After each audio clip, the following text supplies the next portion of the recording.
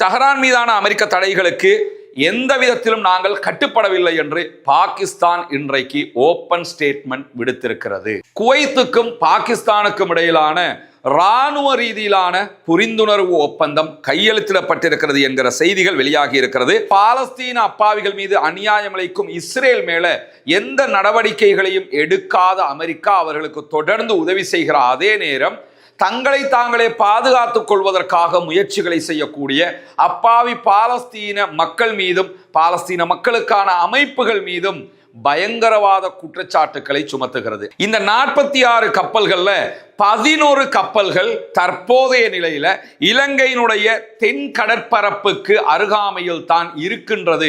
இன்றைய நாள் நேரடியாக ஈரானுக்கு விஜயம் மேற்கொண்டிருக்கிறார். ஈரானுடைய நாடாளுமன்ற சபாநாயகர் முகமது பாகர் கலீபாவோடு அவர் பேச்சுவார்த்தை நடத்துகிற புகைப்படம் இன்றைக்கு வெளியாகி இருக்கிறது.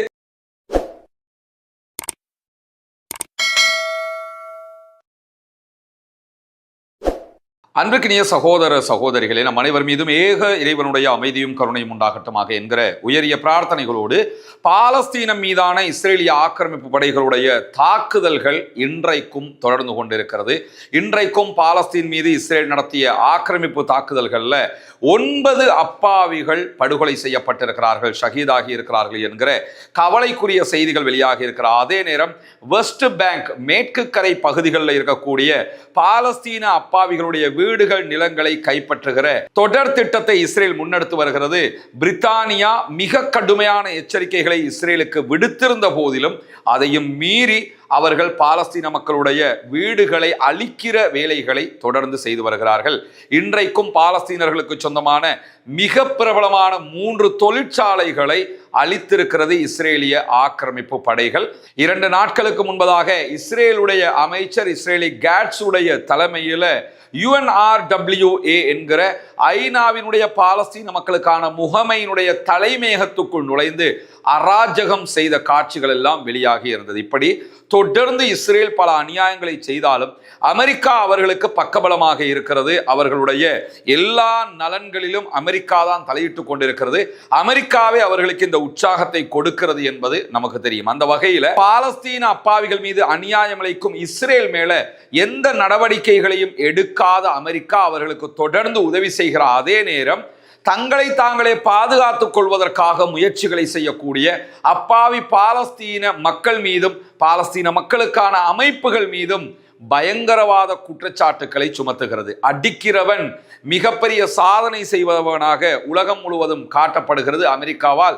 அதே நேரம் அடி வாங்குகிற அப்பாவிகள் பயங்கரவாதிகளாக சித்தரிக்கப்படுகிறார்கள். அந்த வகையில் தான் அமெரிக்காவினுடைய கருவூலத்துறை இணையதளத்தில் வெளியிடப்பட்டிருக்கக்கூடிய அறிவிப்பின் பிரகாரம் பாலஸ்தீன நடவடிக்கைகளுக்கான குழு, அதாவது த பலஸ்டீனியன் ஆக்ஷன் குரூப் மேல தடைகள் விதிக்கப்பட்டிருக்கிறது. குறிப்பாக குளோபல் டெரரிஸ்ட் என்கிற அடிப்படையில் இந்த அமைப்பு தடை விதிக்கப்படுகிறது என்று சொல்லி அமெரிக்காவினுடைய கருவூலத்துறை அறிவித்திருக்கிறது.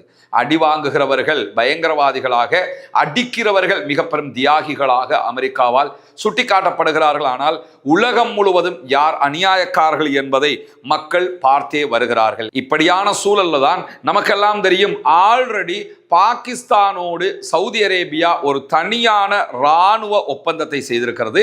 அதற்கு பிறகு பாகிஸ்தானும் சவுதி அரேபியாவும் துருக்கியும் இணைந்து ஒரு மக்கா ஒப்பந்தம் என்கிற மிக பெரும் ஒப்பந்தத்தில் கையெழுத்திட்டிருக்கின்றன.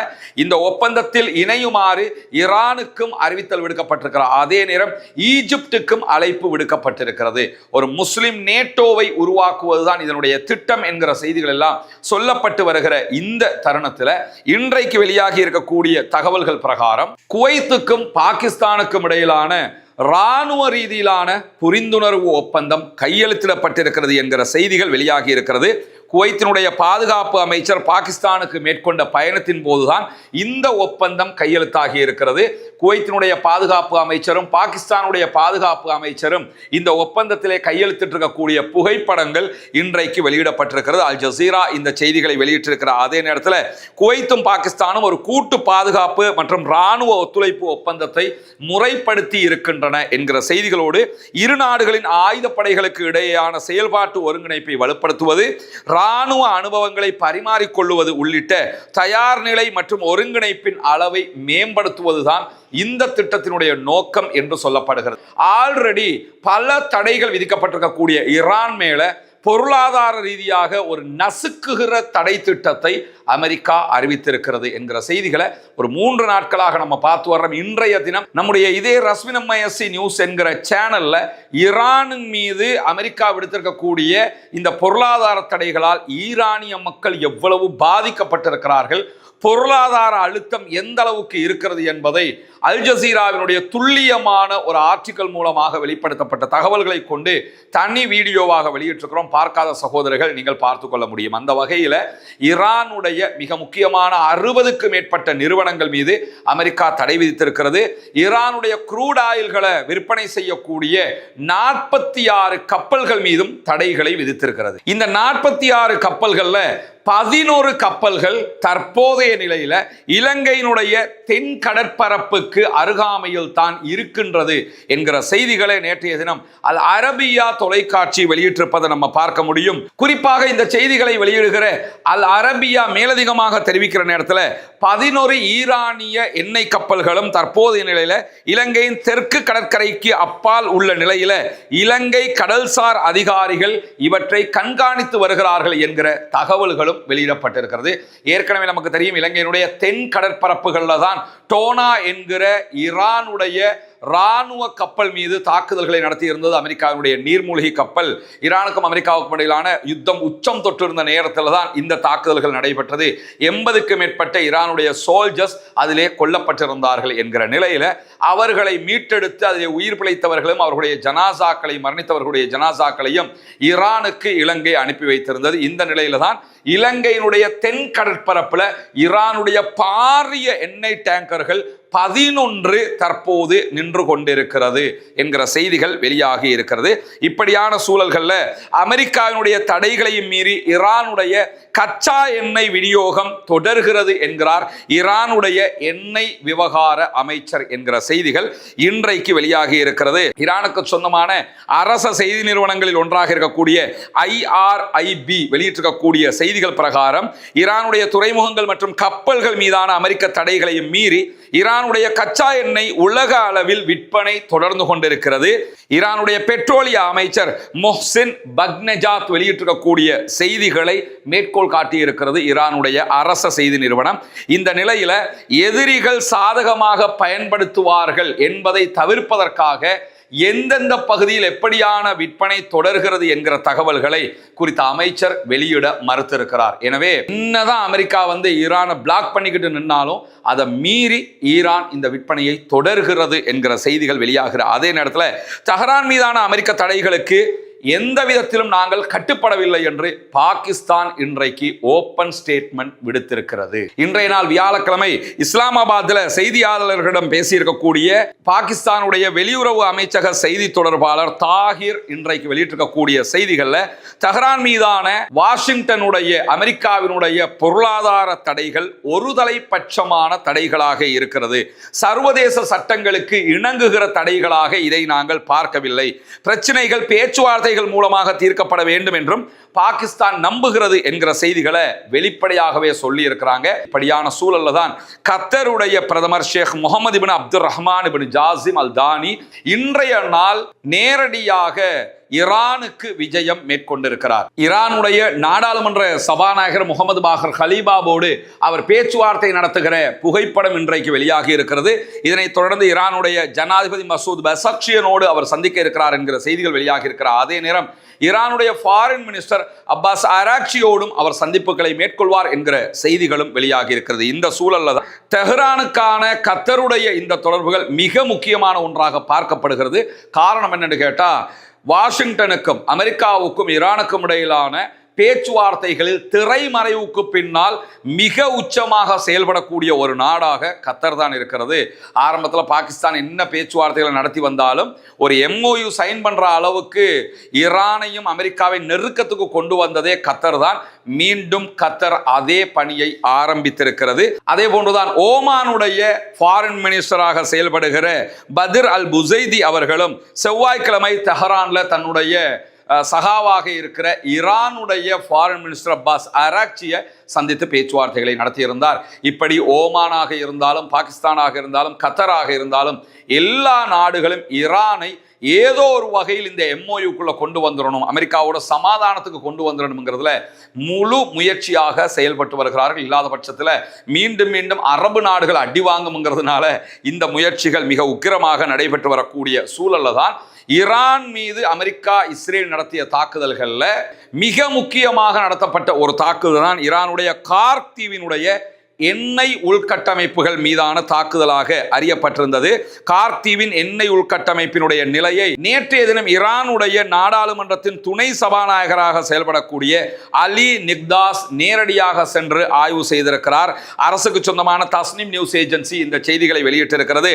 தெற்கு ஈரானுடைய கடற்கரைக்கு அப்பால் அமைந்திருக்கக்கூடிய கார்க் தீவு தான் ஈரானுடைய எண்ணெய் ஏற்றுமதியில 90% கையாளக்கூடிய இடமாக இருக்கிறது. இதுதான் கார்க் தீவு. ஈரானுடைய ஒரு தனித்தீவாக பார்க்கப்படுகிறது.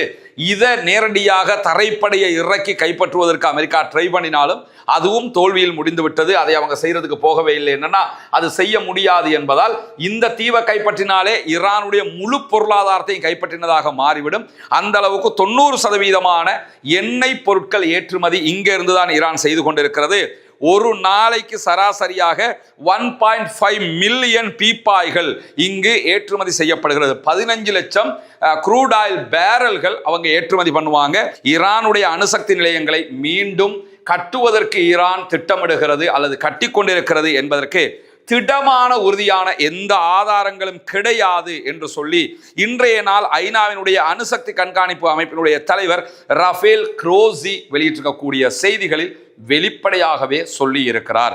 குறிப்பாக ஈரானிடத்தில் சுமார் 440 கிலோகிராம் 972 பவுண்டுகள் செறிவூட்டப்பட்ட யுரேனியம் இருப்பதாக சொல்லப்படுகிறது. இந்த செறிவூட்டப்பட்ட யுரேனியத்தில் இருந்து கிட்டத்தட்ட 9 தொடக்கம் 10 அணுகுண்டுகளை ஈரானால் தயாரிக்க முடியும் என்கிற நிலையில கடந்த ஆண்டு 12 நாள் வார்லையே ஈரானுடைய அணுமின் நிலையங்கள் மீது போடப்பட்ட குண்டுகள்ல இந்த செறிவூட்டப்பட்ட யுரேனியம் எந்த இடத்துல இருந்ததோ அதே இடத்துல தான் இருக்குது.